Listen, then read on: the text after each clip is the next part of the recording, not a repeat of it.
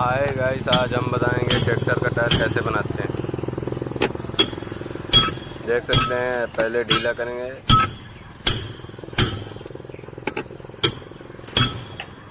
बिना nut bolt खोले खड़े खड़े ही टायर बन जाता है।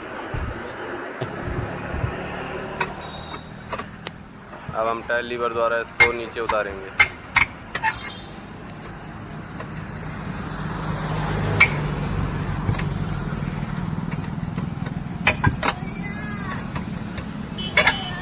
देख सकते हैं आप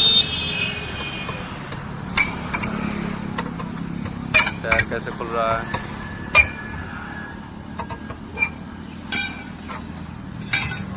ये टायर पूरा खुल चुका है। अब हम इसके अंदर से ट्यूब निकालेंगे।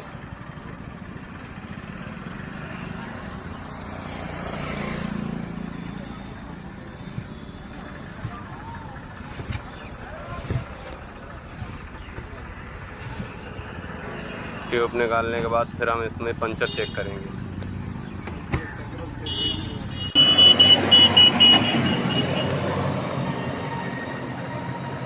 ये देखो बास्ट है, ये बास्ट खुल चुका है। हम इसको अभी बनाएंगे पक्का करके। ये पंचर पक रहा है, बास्ट पंचर।